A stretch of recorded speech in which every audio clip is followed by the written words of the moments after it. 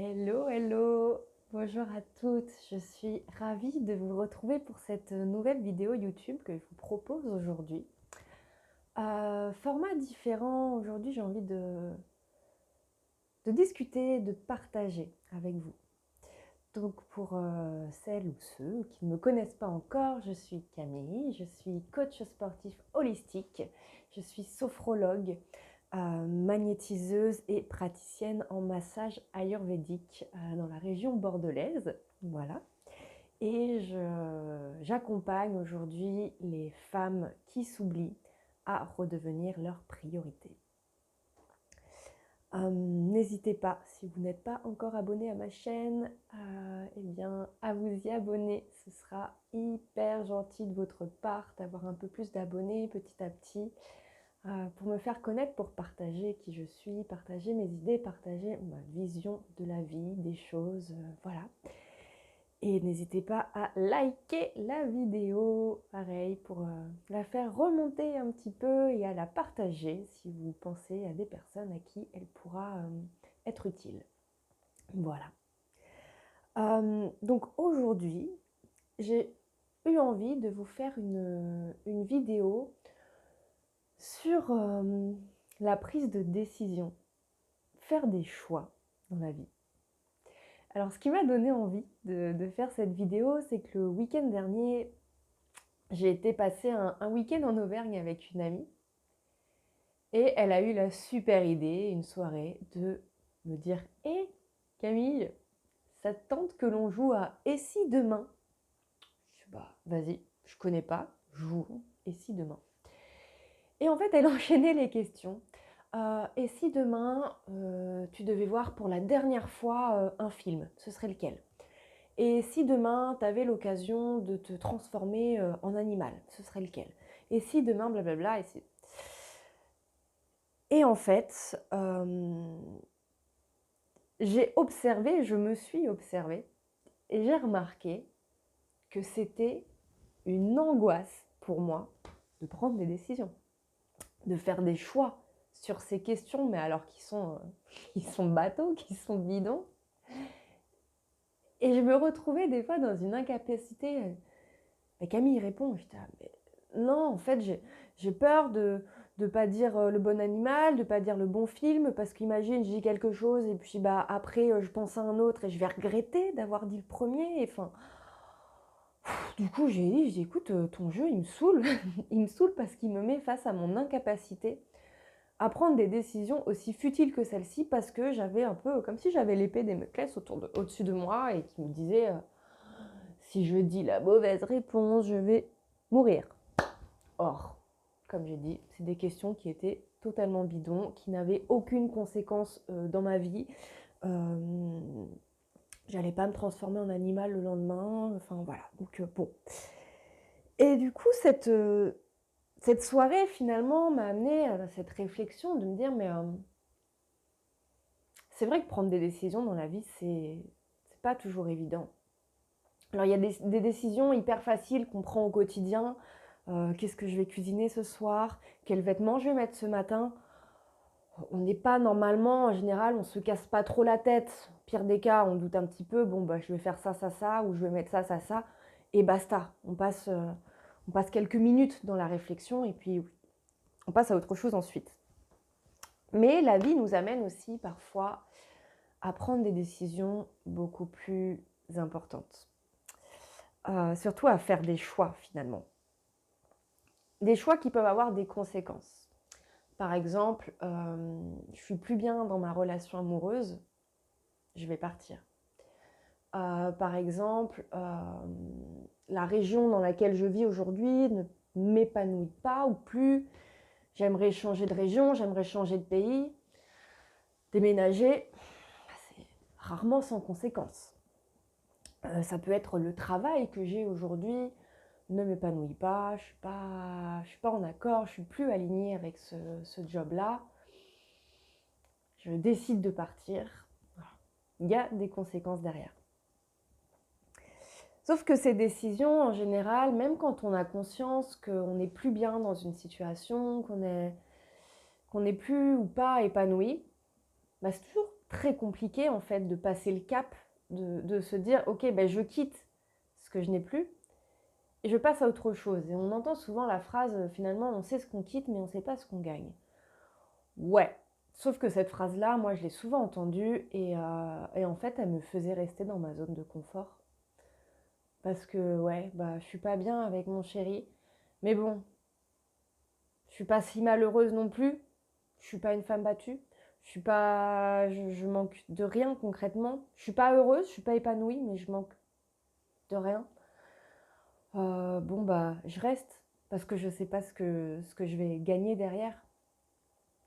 Bah, en fait, je suis bien contente des fois d'avoir passé le cap, d'avoir osé franchir le pas et me dire, ben si j'allais voir finalement ce qui se passe derrière. Alors ouais, je prends un risque, c'est vrai. C'est vrai, je prends un risque. Je saute dans le vide, en fait, c'est ça. C'est vraiment ça. Je saute dans le vide, j'ai aucune visibilité s'il y a un matelas en dessous pour me retenir. Mais au final, si je chantais dans mon cœur, dans mon corps, que c'était la bonne décision, que c'était ça qu'il me fallait vivre, bah en général, c'est jamais pour rien. En général, on tombe pas forcément sur pire, en tout cas des expériences, moi, que j'ai pu avoir, parce qu'évidemment, je parle de moi, des expériences que j'ai pu avoir ou que j'ai pu voir aussi autour de moi, c'est que ouais, des fois on saute dans le vide, mais en général on a quand même ce matelas, j'aime bien l'image du matelas qui nous retient et qui est là pour dire, tu vois, t'as bien fait, tu es là, et maintenant c'est parti pour une nouvelle aventure. Du coup, dans ces prises de décision, voilà, il y a le moment où on va avoir conscience qu'il faut prendre une décision, en tout cas que la vie nous y invite. Mais derrière, on se retrouve souvent face à nos peurs.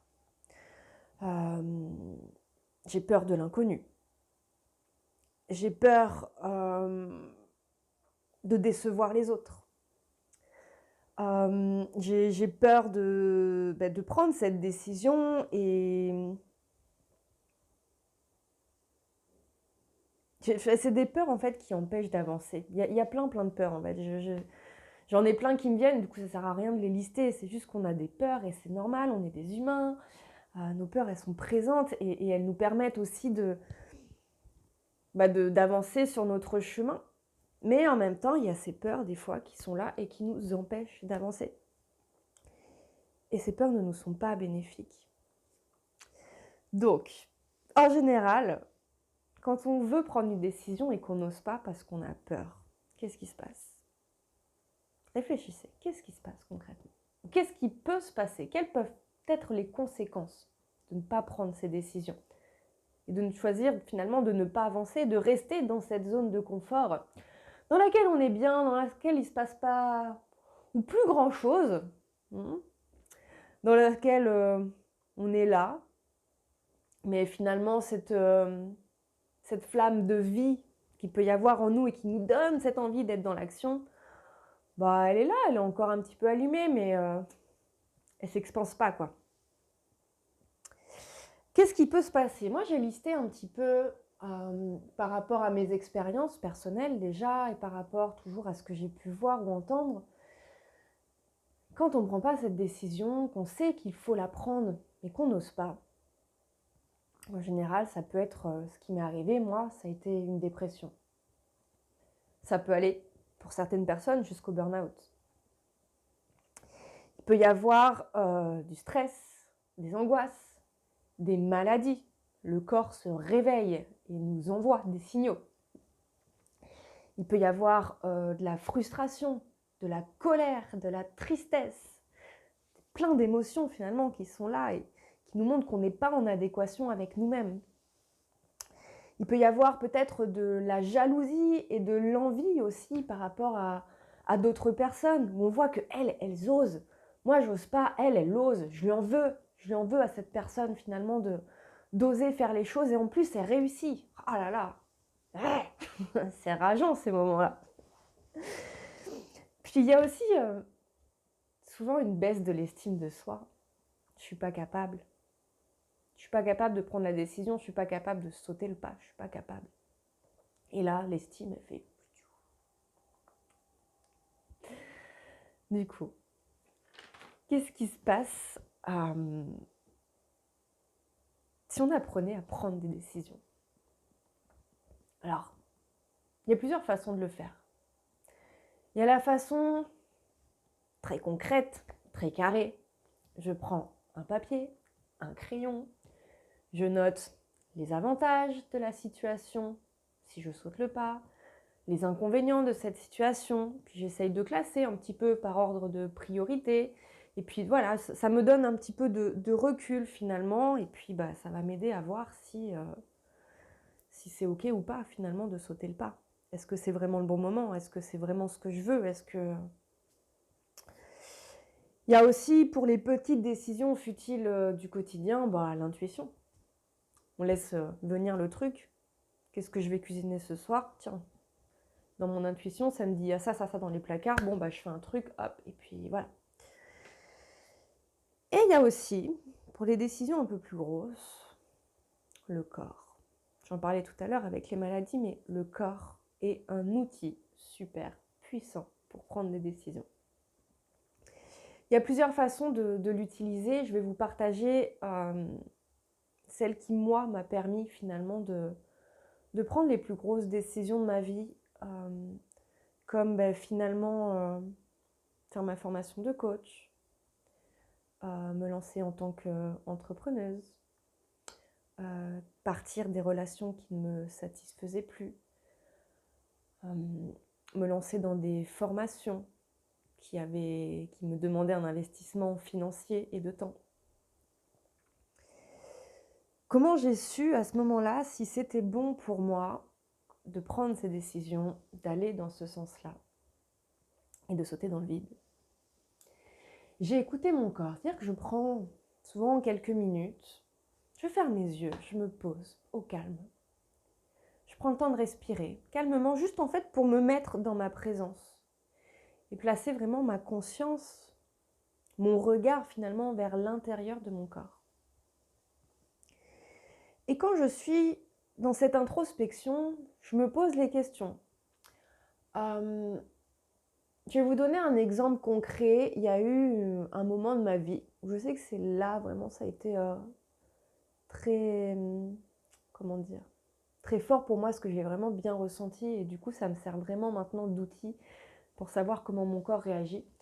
Il y a eu un moment de ma vie où je me suis retrouvée à vouloir faire une formation qui était sur un week-end, à vouloir expérimenter un stage qui était sur le même week-end. Donc là, je me suis dit, j'ai un choix à faire. C'était pas un choix crucial, mais c'était un choix quand même, parce qu'il allait déterminer un petit peu vers quoi j'allais aller. Est-ce que je me formais dans cette nouvelle chose ou est-ce que j'allais plutôt explorer l'autre? Et j'ai pris donc ce temps pour moi. Et en fait, quand je me visualisais dans le premier week-end, la formation, je disais, bon, je fais ça. Donc je me disais, je vais faire cette formation-là. Et je ressentais en moi. Souvent, j'avais l'estomac qui se serrait, la gorge qui se nouait. Je sentais que ma respiration, elle n'était pas très fluide, qu'il y avait vraiment quelque chose qui se bloquait en moi, qui disait en gros, non, c'est pas fluide, c'est pas... Et dès que je me disais, ok, donc ça, j'ai compris, c'est pas pour moi. Si je vais vers ce week-end-là, ça aurait pu être les deux non. Par chance, j'ai eu un oui à ce moment-là. Donc si je vais par contre explorer, expérimenter ce stage-là, est-ce que c'est bon pour moi? Est-ce que c'est juste pour moi?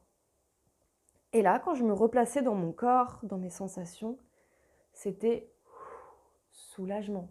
J'avais une respiration extrêmement fluide. Je sentais que tout circulait vraiment bien dans mon corps, que tout était aligné en fait. Et donc maintenant, j'utilise cet outil, mon corps.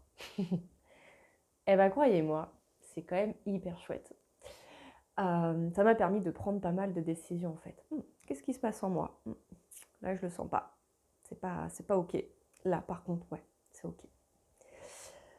Donc voilà, je voulais vous partager un petit peu déjà ces petits outils pour prendre des décisions, vous partager un petit peu mon point de vue aussi sur ces prises de décision. Et je voulais profiter en fait de cette vidéo aussi pour vous préciser que dans les moments où il y a des grosses décisions dans notre vie, on peut être facilement influencé par l'extérieur, par les autres, par la société. Pour revenir sur un exemple concret, avant de rentrer au CREPS pour faire ma formation de coach, donc c'est avant ça, je n'avais pas encore pris ma décision d'être coach quand j'ai fait ma dépression. Parce que quand j'ai analysé vraiment que j'étais en dépression, je me dis, c'est pas pour moi, je veux sortir de là, qu'est-ce que je veux faire de ma vie? Et à ce moment-là, je me dis, mais aujourd'hui, ma ressource, c'est le sport. Qu'est-ce que j'aime? Être au contact des gens, j'aime enseigner, j'aime... Ouais, c'est ça, en fait, il y avait vraiment cette notion d'être au contact des gens, j'aime être dynamique, j'ai mon côté un petit peu hyperactive aussi. Ouais, et du coup, le sport, bah, c'était aussi dans ce moment de dépression, c'était ma ressource. Donc je me suis dit, bah tiens, si je devenais coach sportive, prof de fitness. Et quand la décision a été actée en moi, que je sentais que c'était juste, bah, j'ai commencé à en parler autour de moi. Et puis j'en ai parlé à ma sœur, forcément. Et qu'est-ce qui s'est passé? Ma sœur m'a dit, non Camille, faut pas que tu fasses ce métier. Je connais quelqu'un qui fait ce métier et elle galère financièrement, elle trouve pas d'emploi, elle galère, nanana. Et en fait, elle m'a renvoyé toutes ces peurs qu'elle avait et toutes les croyances qu'elle avait face à ce métier parce qu'elle connaissait une personne qui avait cette expérience, voilà. Sauf que la coach sportive qu'elle connaissait, c'est une dame qui a passé son diplôme il y a beaucoup d'années, qui est dans une petite ville, enfin, pas du tout les conditions dans lesquelles j'étais. À l'époque, j'avais 23 ans, donc j'étais quand même voilà, dans une autre énergie plutôt que la cinquantaine, quoi. Et du coup, ce que j'ai observé, c'est qu'en fait, ma sœur était en train de me renvoyer toutes les peurs qu'elle avait, elle-même, peut-être, ses propres peurs, et puis de ce qu'elle avait entendu, en fait. Et ça aussi, ça a été une expérience pour moi, parce que je me suis rendu compte que parler de ce qu'on veut aux gens, aux autres, à nos amis, à nos conjoints, tout ça, c'est chouette. C'est hyper cool d'avoir les avis, les retours des autres, d'avoir des points de vue différents. Par contre, la décision finale, elle est là. Elle est dans notre cœur, elle est dans notre corps, elle est dans notre être. Et ça, je tiens vraiment à mettre un point d'honneur dessus parce qu'on s'empêche souvent de faire les choses par rapport aux autres.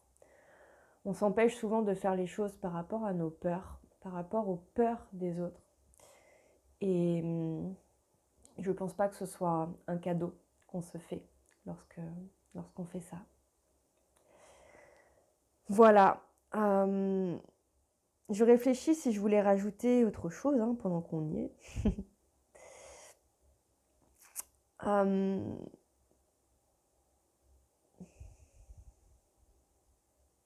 Non, je crois que c'est tout. J'ai juste envie de terminer là-dessus, de vous encourager à vous écouter, à écouter ce qui est bon pour vous. Et que lorsque vous sentez que vous avez besoin de sortir d'une situation, de prendre une décision pour sortir de cette situation, pour changer la donne, pour prendre un nouveau chemin dans votre vie, écoutez-vous. Faites-vous confiance. Et au pire des cas, de vous à moi, qu'est-ce que vous risquez? Je ne pense pas que votre vie soit en danger la plupart du temps. Alors, lancez-vous. Je vous souhaite une très belle soirée. J'espère que cette vidéo, soirée, journée, pour moi c'est la soirée, mais j'espère que cette vidéo vous amènera des pistes de réflexion et si vous souhaitez d'ailleurs échanger sur ce sujet avec moi ou avoir un peu plus de clarté sur votre situation, si vous êtes dans cette situation d'être une femme qui s'oublie, qui a tendance à faire passer les besoins des autres avant les siens, n'hésitez pas à prendre votre appel découverte. Vous avez le lien dans la description pour prendre un rendez-vous gratuit avec moi. C'est des rendez-vous d'1 heure. vraiment durant lesquels on échange, on partage et durant lesquels j'ai vraiment à cœur de vous apporter de la clarté et, et de vous aider et pourquoi pas vous proposer mon accompagnement si il peut vous correspondre. Voilà, je vous souhaite une belle semaine. Je sors mes vidéos le lundi et je vous dis à très vite. Merci d'avoir pris le temps d'écouter cette vidéo et bravo à vous d'avoir pris ce petit moment pour vous. À très vite.